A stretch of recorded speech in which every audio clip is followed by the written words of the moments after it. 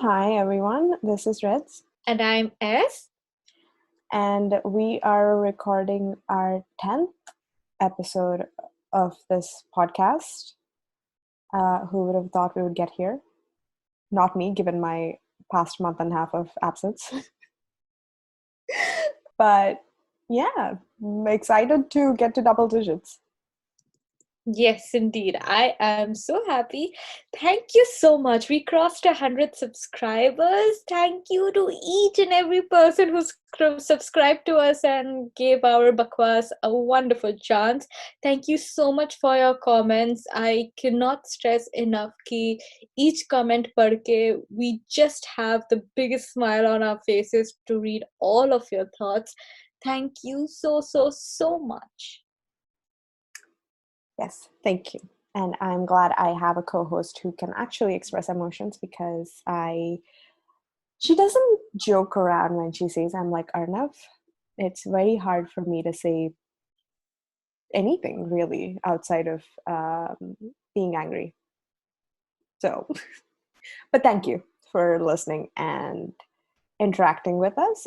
And yeah, I mean, I think it's a good thing because we have these conversations anyway, and we would have recorded anyway, even if like no one's listening, because we're that kind of crazy. But it's nice to have people around who listen, interact, let us know what they think, because at the end of the day, this is IPK to me was a big community, and I'm glad to have it back 10 years down the line. Yeah, exactly. So, in the following weeks, there will be an interesting pattern. We'll be getting a flurry of guests who will be a part of our show. So, be excited for that. Nobody famous, yaar. It's our own colleagues and friends. And Actually, we have Baron on next week, Sanaya the week after, just manifest it into existence as.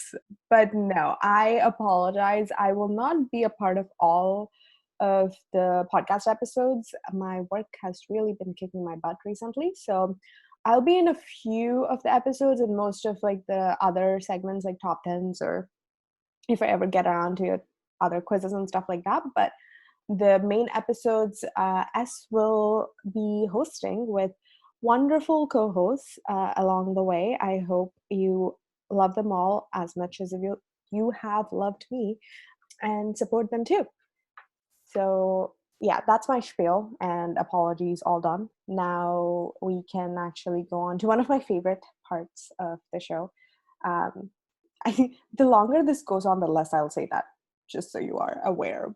But we will be talking about Teej today as a whole. Both, I guess, big events of Teej. Like, I categorize them in like different outfits, but however you think about them. What do you want to talk about first? What you liked or what you didn't like? oof, kya batao? Like, as Rid said, this is one of the earlier golden, like, it's these really good episodes that cemented IPK for what it could be. And basically, Tej is also one of my favorite tracks in the show. And I mean, in the first thing in the morning, they call it Ber Sarai ka. Like, I think Ber Sarai is a place where they go and they do the puja thing. So, I mean, my 2 cents on the Tej episode is, in general, I love it how they show this clear distinction between attraction and love, and they're maintaining it. It's easy to lose steam after some time. Like, you're attracted to a person, then it goes off. Like, you don't feel anything more. But over here, they kept that intensity of attraction. Like, you can clearly look at the screen and be like, yeah, these two are not in love with each other. Aisa kuch hua nahi. There's not been a moment for them to fall in love. Have they started slipping? Yes. Are they intensely attracted to each other? That is also yes. So I'll jump to the technical things that I did not like, or technical things that stood out. Not much really. It's very insignificant. One thing, it's not a problem. It's just I noticed is that Payal's dupatta changed from what Akash had originally given to her. Her original dupatta did not have a border to it. This one did, and I'm like, huh, interesting. Dupatta badal gaya. So that is there. And the second thing that I did not like, but perhaps it's okay given Indian television standards and expectations, is just until the moment that Sham arrives, it is so not Sham's arrival, that's different. But until the moment he arrives, it is so dramatized. So dramatized. I'm like, what is this? Like, is a mythological demon going to make an appearance? Like, kya ho raha hai? And I think one of the reasons why I have my little bit of issues with Anjali crying and howling, and she starts doing this aarti like there's some ghost possessed in her. Like that sequence, I skip every single time. I mean, due credit to the actors and cinematographers and everything, but oh my god, she takes that whole Aarti thing and she's like doing puja of the god, and with like tears streaming down her eyes. I would literally feel her husband is coming back from the army. Like, what's happening? And Anjali was so afraid in that whole, like, first of all, just technically, it was over dramatized with so many shots that's been taking place. And I'll just switch a little bit to a story side that I didn't understand why Anjali was so afraid. Like, it's not that her husband was supposed to arrive a day earlier and he's not arrived and they're not being able to establish connection with him.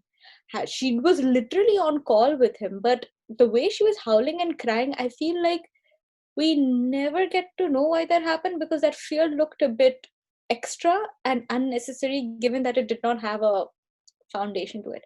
But yeah, I just found like even with all the mantras and the puja and the whole heaven crashing down, that one sequence was a bit over the top for me. Technically, these are the issues I found a little bit. Pal got the new dupatta and Sham ka, I don't know, Anjali pe mata chid gayi, something like that happened. What are yours, Rids? Yeah, the Anjali sequence is weird. I still maintain that they had some track of maybe the like I don't know. There was something that they did not go forward with that exists, like that was given to Diljit, or like as a character reference that she knew of, that because I don't, none of the characters in IBK, at least the main or like primary supporting cast, are bad actors. So I don't think if it didn't exist in script or in a character brief in general, they would have acted it out on screen. So this like not suspicion, this worry that constantly plagued Anjali, and this fear that she had, must have been rooted in something that they just later on decided to like change or not go forward with. The dramatization definitely did not understand. I would have cracked. Like I just imagine. I mean, I'm sure there were scenes of like Arnav being worried, but uh, given being the what do you want to call it, like representative for Arnav in this podcast, if that had happened, if I had a sister and she was doing this, if you pan over to my face, I guarantee you my expression would be like, what the fuck is happening? Did she go insane? Like, do I have to take you to a psychiatric hospital? Like this would be my face. And I just imagine in my head, like, I think those are the parts they didn't show us. Arnav just looking completely confused about what's happening in front of him. I would totally believe this if people like told Anjali her husband is dead, but Anjali's like, no, my husband will come back alive. Kyunki mera sindoor is still on my head. Like, I'm just saying the amount of dramatization they showed.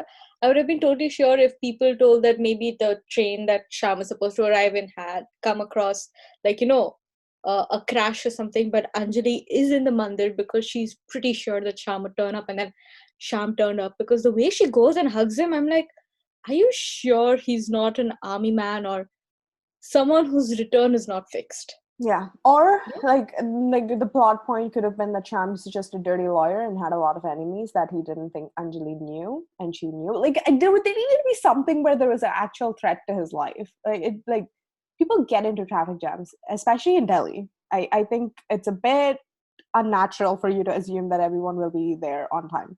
So there's that. This isn't a technical thing. This is a writing thing. Well, I guess which is technical, but I didn't. This is where you start the rewriting of Lavanya's character. by the Raisa the Parivar. Like just this Anjali calling her and telling her to come to the mandir in a sari is basically where they start interfering with the relationship. I don't like I to me Lavanya and Arnav's relationship, and I'll talk more about this in the next episode because it'll give me a chance to. But that relationship was not a good one, and it would have come to its natural end regardless of this a family being a part of it or Kushi entering the picture, whatever. But this this point, like the interference by the family starting and sort of trying to mold Lavanya to be the perfect Indian bahu, that like it stuck to me. It kind of starts with like Teej, and it is really unfortunate that in a show where they did break a lot of Indian TV stereotypes, this is one that they decided to keep around, that a girl is supposed to be a certain way to be worthy of marriage, to be welcomed into a traditional family. It's I don't know. Like fundamentally, they were trying to change who she is so that they could find her to fit their standards of, I don't know, a bahu, I guess. Yeah, and this is where I think there's also a slight shift of Lavanya as a character, because up until now we get as Lavanya as someone who is more interested in the relationship, but she's also someone who clearly knows what is the extent of their relationship. Like up until this point, we know that Lavanya would want something more from Arnav, but she also knows very well that this is not heading towards marriage or things like that. But in this one, I think we get a shift where Lavanya is excited to keep a fast. I mean, at least thank God she's excited. They kept that. She's excited to keep a fast. She's excited to meet his family. And if they explode this more, I think we could have gotten, like, somewhere down the line, maybe they wrote that Lavanya was probably interested in being a part of the Raisadas, marrying Arnav and being a part of his family that we never get to see. So it's this really weird thing, because if I was in a relationship with a man where I did not see a long future, I would find it incredibly weird if his family told me to fast for him for some puja. I'd just be like, I think you gotta talk to your son or your brother about what is this relationship. Um, I don't quite mind like Lavanya's side of things because I think to me she always considered her relationship with Arnav to be something more than it was. I think her holding herself back was so he didn't react in like he didn't. I think if Arnav knew how much this is the interesting thing. I think Lavanya thinks Arnav does not know. So she tries to hold back a little bit of her own way of expressing love or how much she loves him and how deep she considers the relationship. Arnav pretends not to know because it serves him not to. He gets the girlfriend that listens to. I'll go into the scene a little bit more later, but I think it was a perfect disaster of a relationship in that neither party was being truthful or honest in with their feelings. So Lavanya's behavior to me is understandable given the fact that she thinks, I think, that it has a future, so she wants to make his family happy as well. Especially given the fact that Arnav cares so much about his family, I think Lavanya knows that and wants to be someone that the family could respect. To me, the entire like Raisa the Parivar is just absolute like um assholes, I guess I would, if I was being honest, like to look at a person and be like, you need to fundamentally change who you are for me to accept you is not okay. And it's shown like the issue I have with it is that they never get back to this. They never show that they were in the wrong to want to change Lavanya. Like if they had gone on this track, given Indian culture and how like people of certain generation behave, etc., it's truthful to do it this way and it's the reality. But I also feel like, I don't know, you're either pushing the traditional narrative forward or you're breaking the mold, in which case you're acknowledging that this is a you should have acknowledged that this is not okay, which they never did. So To me, this is one of like the bigger misses of IPK. Yeah, indeed. I think that's in short, that's very right. Like it's never brought into the perspective that the way they're treating Lavanya is wrong, because the way Nani treats Lavanya is kind of the way Mami treats Payal, like just not liking Payal because she exists as the object of affection, if I wanted to say. So I think that is the problem that happens, but we're always reminded that the way Mami is thinking about Payal is very prejudiced and it's based on her own personal experiences, and there are many people who are vocally telling her that it's wrong. So it was not wrong for Nani to harbor those feelings. I think it's just weird. It's just weird because no one points out that what's happening is wrong. Well, Arnav does, and he's supposed to be the bad guy or the wrong person in that situation. Even when he does, like, to me, sometimes he says the right things. In the instances where he is being a good boyfriend to her, it's almost shown as if he's not being a good son to the family, and I have a lot of issues with that. Yeah. But anyways, I think now it's a good point for us to shift to what did we technically like about the thing. So just some quick things. I love the cinematography in this track. I think it's so beautiful. One camera thing that I really like is the rack focus. And rack focus is like, when Arnav and Kushi both are on screen, the focus is on Arnav's face, so Kushi's a bit blurry, and then the focus softly changes to Kushi's face, so Arnav in the background is a bit blurry. So that is a rack focus where the focus changes between the background and the foreground. And I think it's very beautiful because it guides the audience whom to look at, where to look at. So those little misses between Arnav and Kushi, that they're standing in the same frame, unable to see each other, it just brings a bit more life and spark into that. Also, like, aesthetically, this is a very pleasing track. Everything is so good to look at, everything is so wonderful to watch. I also like, costume wise, I really like how Arnav, Kushi, and Akash and Payal are very complementary. Like in the morning of the Teej, Arnav is wearing this dark purple magenta kind of suit, and Kushi's wearing white and pink. So they both look really nice. Whereas Payal is wearing purple and Akash is wearing blue. And again, they just aesthetically match a lot.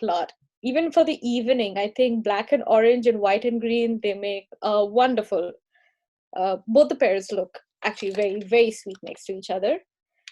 Then some other things is, I love this one shot where Arnav is in the car and he rolls the window down with Kushi on the reflection. A picture says 1,000 words. That still is what is my most favorite still from Tej, because it says so much. It says so much that Kushi got his reflection and he's just rolling the window down. It is very beautifully and very carefully. You look at these shots and you know that a lot of thought has gone to create that. And I love it. Editing, in general, I love the editing of this episode because this is an episode where a lot of dramatic things happen.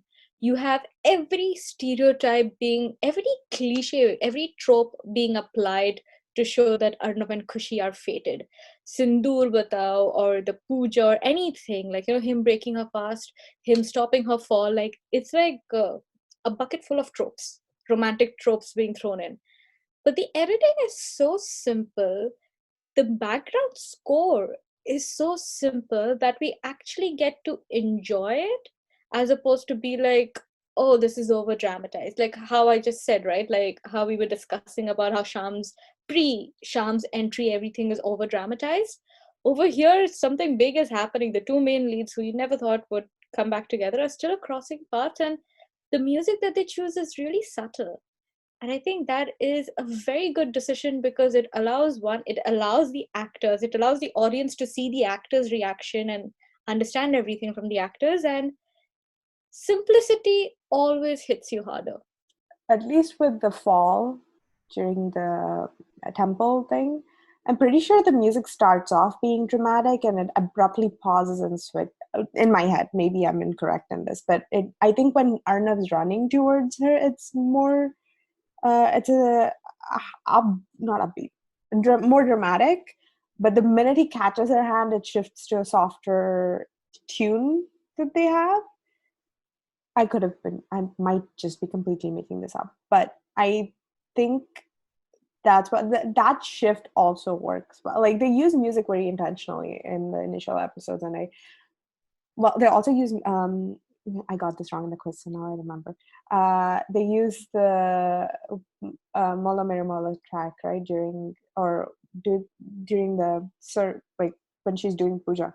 Tu hi bata mere maula. Oh yeah, that one. Oh, forgot the title of it, but it's nice to have like distinctive moments. Given a lot of romantic moments start happening, music can really evoke emotion. So I like having those shifts to inform a viewer how they should be feeling. It's kind of manipulative, but I suppose that's what art's supposed to do.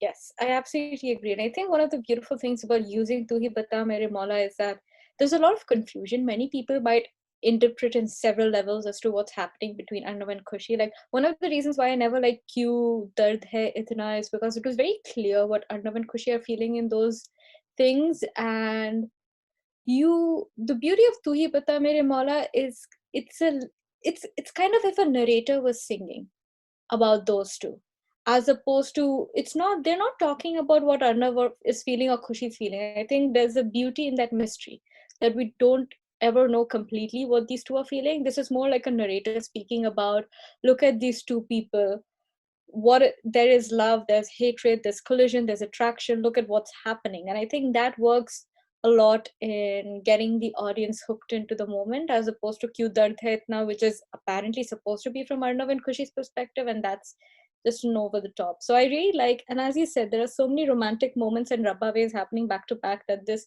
Tu Hi Bata Mere Maula stands out. And then three cheers for the makeup. Sanaya's makeup is beautiful. It's that light faded makeup that she has that's natural and soft and enhances her beauty. She really does not need a lot to look beautiful, and I think they maximize that. And I also like the way the actors are positioned, like the characters are positioned, and how it is shot during the Tu Hi Bata Mere Maula, because it's very subtle, but it almost looks like she's doing the puja for him, which is a very fated way of saying these two people will end up together. But it's very subtly done. Like, you don't what I really love is the lack of dialogues. You don't have Khushi being like, I did puja for Arnav ji, I did puja for Mr. Raizada, or Arnav being like, I was in her line of sight. You don't have those dialogues. You just have both of them being shocked and surprised, and everything is left to the audience to interpret it however they want. To it kind of like expand on what as said, there's a lot of like back to back to back, like you're being thrown a lot of generic, I guess, like romantic tropes in these scenes, like the Sindur, for example. Yes, but it doesn't fall on her hair parting, it falls on her in general. So that adds a little more subtlety to it. The fact that he makes her drink water, it's never like it's Cushy thinking it, but it's not. I don't know. None of the moments that they show are like they didn't make them a big deal. It's a big deal to us because we are watching it and we're like, oh my god, this is happening. This means that they're fated. It's unavoidable. They keep running into each other and whatever. But it's never conveying is done through expressions for the most part. So it's very subtle. It doesn't feel overbearing, which is nice. I really like their acting in these scenes too. There's like, I don't know. I mean, as you can comment on how much a director or a writer will guide these parts, but I really like the way they play their characters in these scenes. There's hesitance. Well, in when they meet or when they crash into each other, there's like that shock, and then followed by like some confusion by Arnav about this like tumultuous feeling that he has, and the hesitance. She's setting the boundary just by taking a step back. Like she establishes that discomfort and like, this is not your place. You cannot touch me. And the fact that it pisses him off, which again he's confused about. Like this is like so much of it done without a single dialogue, but you understand what's happening. So I really enjoyed that. I mean, it's like these are romantic tropes because they work, and I like the fact that they use them, but they were very subtle about it. There weren't many in your face moments. Yes. And I just want to grab the costume designer and be like, why did you leave the show midway? Because the saris that she got for the costume designer, whoever they might be, they got for Kushi, Lavanya, and Payal. They're all so pretty. They're all so pretty. Lavanya looks fab. I think Lavanya is wearing the earrings Kushi wears in the pilot episode after coming onto the ramp. Just saying, fun fact. Do not want to spoil that if that spoils anything. But Pahel also looks so pretty in that green. Kushi looks absolutely beautiful in that little sheer. Again, one thing that I really love in these costumes is that what Anjali is wearing looks like 10 times the amount of money spent on what Payal and Kushi is wearing. Like, it's pretty within the price range that Buaji would have been able to afford for them. And I think I always love that they maintain, like, even the jewelry. Look at Anjali's and you're like, okay, that looks like real cut stones. Look at Kushi's and Payal's and you're like, yeah, okay, those are imitation jewelry. But you know what? It still looks nice. It still looks pretty, and they look beautiful for. I don't want to sound like a pricky person, but I'm like, they look good for how much they can afford. So that works. It's a good reminder. Like, one thing that really bugs me in later shows that this person tells that they're a middle class person, but they seem to have raided Zara for their everyday outfits, and I'm like, please, I want to be middle class like you. And then apart from that, I love this little, like, I think this is also editing. I really like this towards the end of Teej when Kushi and Payal are leaving the mandir. You constantly switch between Akash and Payal and Kushi and Arnav, and that is so great to watch because those two have the emotions are so contradictory. Like, the only thing that's common between both the pairs is that they're attracted to each other and they look at each other, but the feelings are like a total 180. So you go from a This is again one of those things that makes me mad that is never explored. Is I think Arnav and Payal could have had like a great relationship, and Kushi and Akash, you kind of see it during Payal and Akash's wedding, but it quickly fades. Because I feel like those two, like in this scene, Arnav's very confused and questioning, and Pyle knows there's something, but she doesn't want to explore it given the heartbreak she just had. So it's very, I feel like those two could have understood each other, like could have been friends. Yeah, I'm sad that that was never explored, but I like the weight they gave Pyle and Akash in these scenes. I like post marriage, they kind of disappear into the background, but they also provide a good fold to Arnav and Kushi's relationship because it's like, I don't know about anyone else, but if I look at these two couples, I'm talking about pre-wedding, by the way. I would rather have, neither is perfect, but I'd rather have a relationship like the one Pyle and Akash had than Arnab and Kushi's. Because it's great to look at, but boy, do they go through some shit. So it's a good fold to have, and they kind of lost it later on. yeah. And I mean, you said that Akash and Payal, this thing is there, but I also feel Akash and Payal were wasted. I mean, I like it. I love Akash. I love how much we get it. But this is the first time where Payal, who sort of has, I don't know if she has any impression about, she sort of has a positive impression on Akash because she heard through Kushi that Akash is a nice, sweet gentleman, and she learns that he's a Raizada. Like, Payal is actually more vocal about her dislike for Raizadas. Like, she won't than Kushi is. And I feel that they completely wasted what Payal's reaction would be that Akash is a Raizada. Yeah, I don't know how many interactions Payal and Akash have had this far though. Like this would have been a conversation they should have had after this. Because I think they just discovered that Payal and Akash is a Raizada. But so far anyway, this couple was set up well.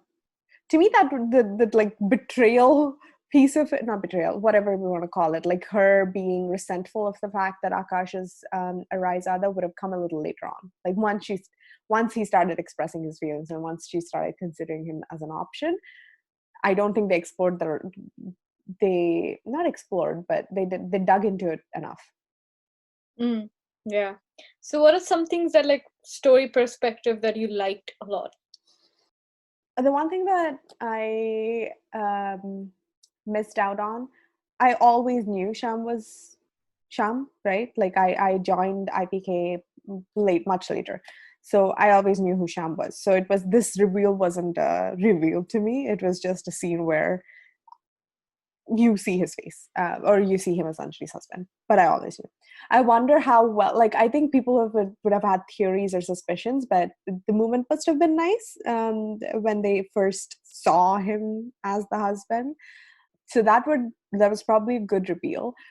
His character in these, we'll get to it in Point of Focus as well, but so good. The subtlety with which Abhas played this role in the beginning episodes is so wonderful. He's scarier because you cannot understand him. The scene, the Havan, again, dramatic, but I'll allow it. The whole like promises to each other, Anjali and Sham do.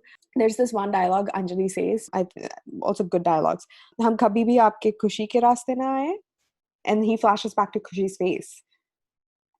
He remembers Kushi's face, and I'm just like, what do you want from like what's your end game? What do you want from Kushi? What's your plan? Like you're married, you're clearly sticking around, but you're pursuing this girl. Where do you think it'll go? And that I didn't know, and I found fascinating. And the relationship that Sham has with the rest of the Raizadas. All of this was set up very well for the future explosion. Mm-hmm. Mm-hmm. Yeah, what I really liked is the plot was so cohesive at this point. I really loved it. Like, you know that they were thinking ahead for the next few tracks while they're writing this. We get it in the background that Shashi and Garima are a bit worried about their financial status. We get it that we get like one thing after the other happens. Like, you know, the thalis get misplaced, which is why the plates get misplaced, which is why Arnav and Kushi meet again. We keep on like here. It it is very well set up. You can see one thing leading to another. Nothing is like, oh, they're meeting because you have their main leads and they have to meet. There are these little things that's happening throughout the day that's setting foundation for what's going to happen later. So I really love watching something that's well written and that's flowing beautifully. Another thing that I really like over here is they start showing that Lavanya is a nice person, which I think is very important. Because up until now, like up until the time that Anjali told Lavanya to fast, up until that point, our only impression of Lavanya has been this another person in the office who's also tried to make Kushi's life hell and enjoys Kushi's torment.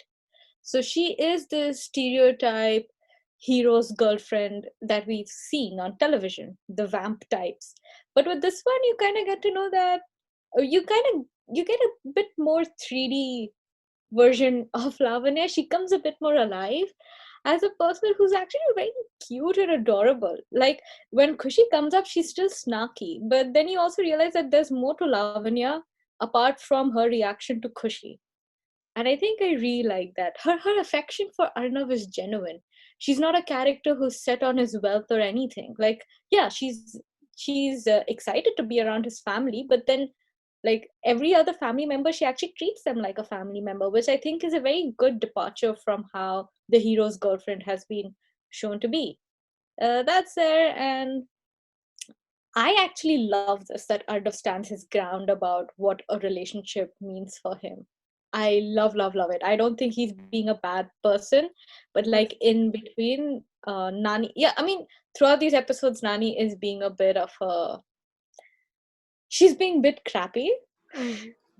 And I think I just like it that whenever there's a conflict with Nani, Arnav is holding his ground. It's something I would have deleted from my memory. But yes, Arnav keeps on holding his ground, and I like that. Yeah, I have more to say about Arnav and Lavanya's relationship. and his part in it. But I'll hold on. I think we're going to talk about the day after Teej in our next episode, so I'll hold on to this a bit. But the one other thing that I really enjoy is, well, a couple of things. I made a comment to us a few days ago where I was just like, I really enjoy the fact that you see the changes in Arnav, in the sense that he is, whatever is happening is, he knows it's unusual. He understands it and is concerned about it.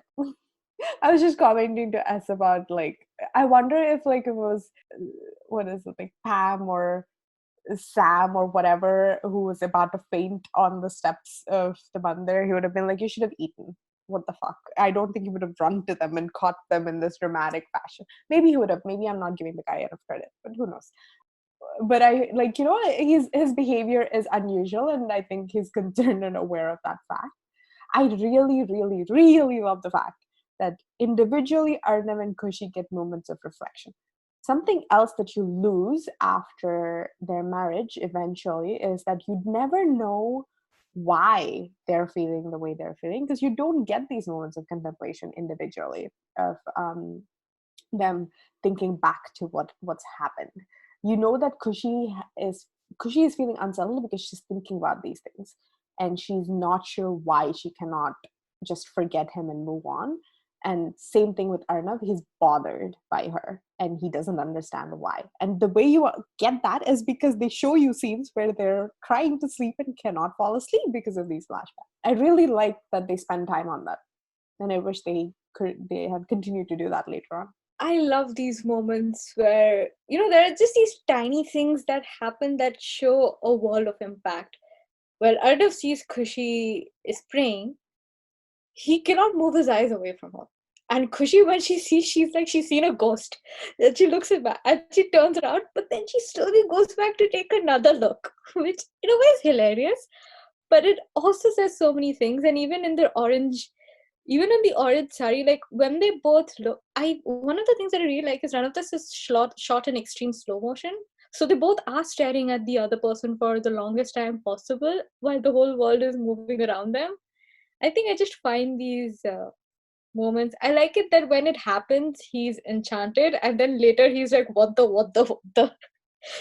As to what's happening. And this one expression that Arnav gives that I'm just like, what were you thinking? Is when Kushi, she's again about to faint, and then he holds her, and then they have this 2.5 minute long Rabba Ve, and Kushi realizes how close she's standing with Arnav, so she steps back. One is her eyes become teary, and he rolls his eyes. And I just want to know why. Like these are two emotions that I'm unable to figure out, and it pisses me off like anything. Because I'm like, kuch to why? Why am I not being able to figure out? But again, I think it's just these little things that add a lot. Rids. Well, I could interpret Arnav's expression. He's basically just like, I've done a lot worse, but not worse. That sounds wrong. I've done a lot more with a woman without having this violent of a reaction. So what the heck is going on with you? Probably is why he rolls his eyes. I don't know why Kushi gets teary. I have not noticed that actually. She does, and I can't understand why. Maybe Sanaya's eyes just teared up. I don't know. They were in the temple. I'm sure there was a lot of like smoke and havan stuff going on. I love that little small scene where Arnav gives Anjali is shipping them unconsciously at this point, where Arnav gives the Aarti ka thali to Kushi, and they touch fingers, and they both are like, "Oh, touch, touch," and they both are like headless chickens. They don't know where to look. I find that hilarious. Yeah, there's a lot of like smaller moments of awareness between the two, which is really nice. And one last thing that I'd like to wrap up this part with from my end is Kushi is still a practical devotee. Like this Kushi is a continuation of the Kushi that we saw in the resignation scene. Like she's a practical devotee. Like she loves Teej, but she does not know why she needs to fast. Her love for her food is eternal, and she's not judging all the people around her to do the same. Kushi really at this point still does not care about other people. Like when she sees Lavanya and everything, her thought is not like, oh, Lavanya, she also fasts. What kind of a blouse is she wearing? Kushi does not have thoughts like that. which I find is very nice, because at this point Kushi already knows Lavanya. She knows what kind of a person Lavanya is. Like that initial judgment that she had in the beginning of the office episode is all that she had, and right now Kushi is a person who keeps her likes and preferences to herself, and she's not judging everyone by the same cloth. So I think I am still liking how Kushi is as a character. Yeah, I like Kushi's take on religion because that's kind of how I feel. Like I believe in God, but I don't think he wants like I don't think he's someone who keeps score. So I I like her confusion about like I'm keeping a wreath without me knowing or like whatever dialogue she has. That's literally me anytime anyone says anything. So yeah. All right, moving on to point of focus. I think it couldn't have been anything other than Shyam Manohar Jha. As your thoughts? Oh God.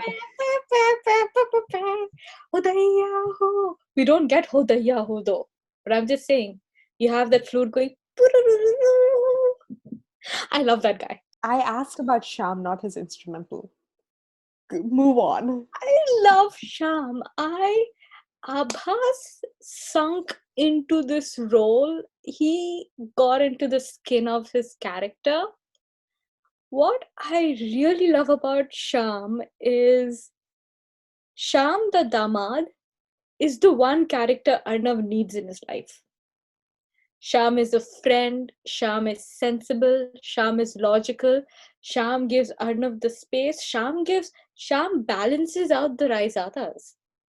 The Raizadas are a bunch of headless chickens. And Sham is the one person who knows how to talk with everyone. And I think what shocked me the most is Sham is the first villain I have seen who is a necessary family member. You don't know his motivation. That guy alone is the voice of reason with the Raizadas. He's the person who tries to figure out what's happening and is giving solutions that I agree with. I'm like, Sham, I hate you. You have a wife like Anjali and you're thinking about Kushi, I want to bury you alive.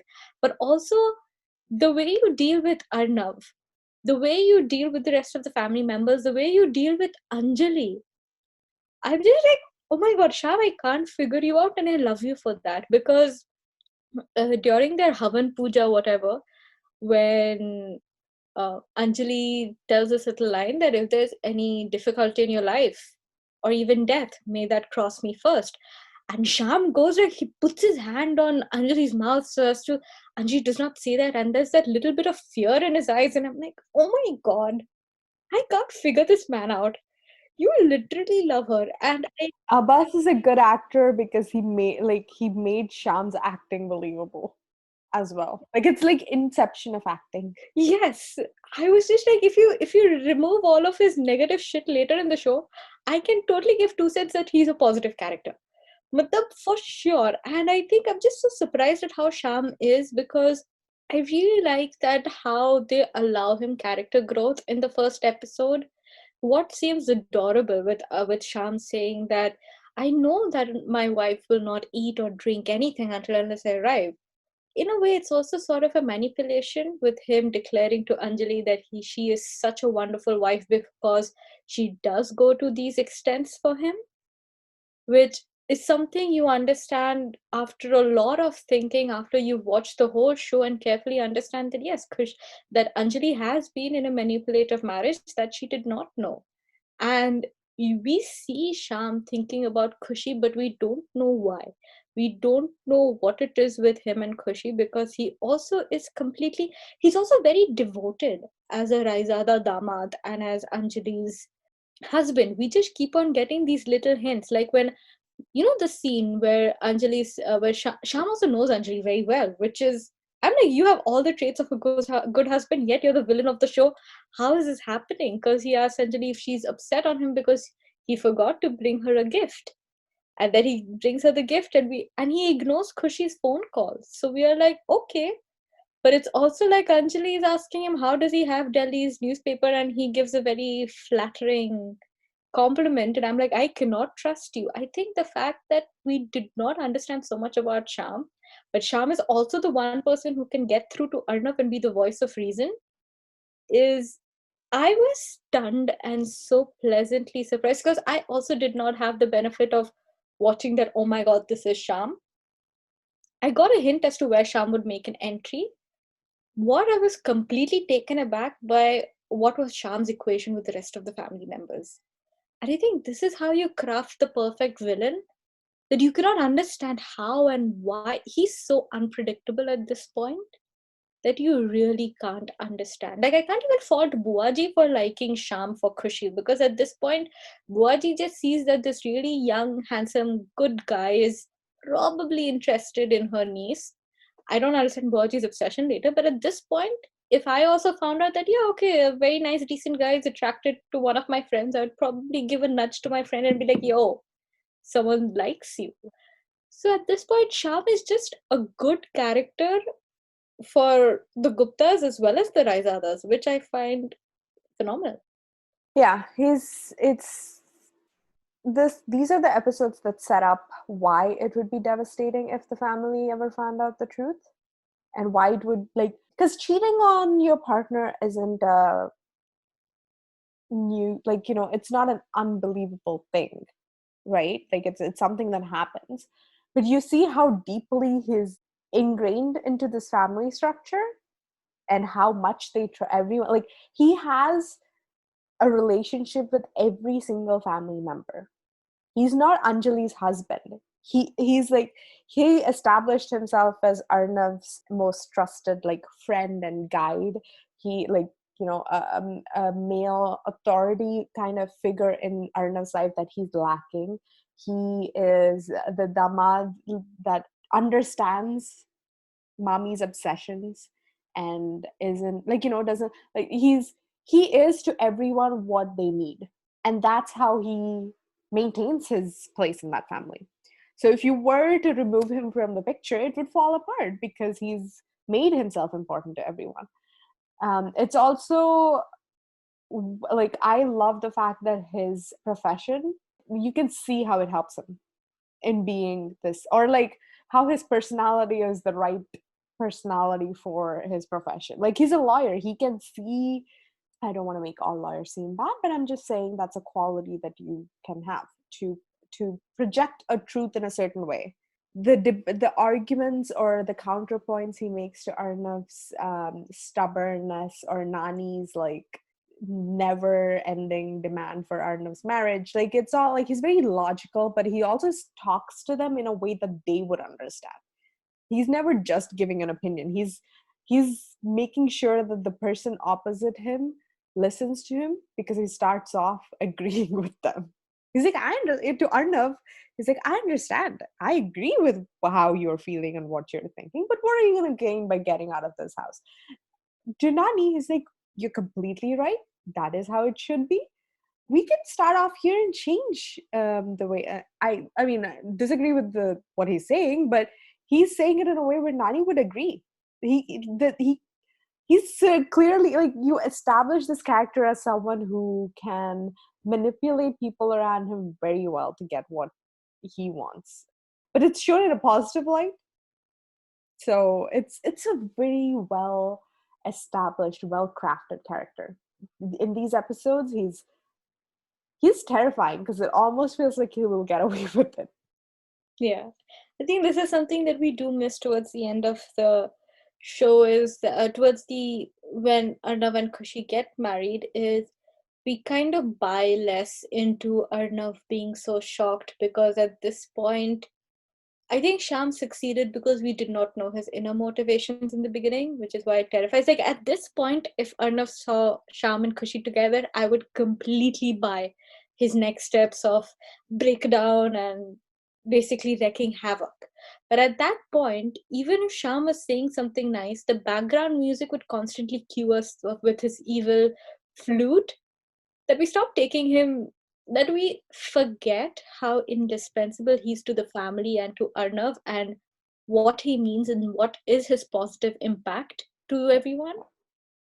If you ever question the terrace scene and why Arnav automatically jumped to the conclusion that he did, you should go watch these scenes. because there was a lot, they lost some of the relationship that they established between Arnav and Sham along the way. They didn't focus enough on it. But if you go back to these scenes, you will understand the magnitude of betrayal Arnav feels, not only on behalf of Anjali, but himself and the family, and why he would so much rather believe that it was Kushi's, like Kushi to this point. He knew her for 6 months, maybe that. This is a guy who has been in his life for 3+ years at this point, that he's trusted with the most important person in his life. Obviously, he's going to believe that one more. So I think these scenes establish that really well. They didn't carry through with it completely, but it's a wonderfully written and introduced character. Yes. And with that, we come to an end of this episode. And thank you so much for listening to us. Thank you once again, guys, to our little family of over 100 subscribers. Thank you so, so, so much for subscribing to us, for listening to us, for leaving your wonderful comments that we appreciate wholeheartedly. It means a lot to us. And we hope that you all are still safe and healthy. Stay tuned for the next episode where we will be discussing the office storeroom, where Kushi gives her massive dialogue that leaves Arnav sleepless for, I don't know, a month or something, that I am leaving for Lucknow forever, which he never does in the show ever again. Like, she gets exited from Lucknow forever. Yep. Bye. Bye.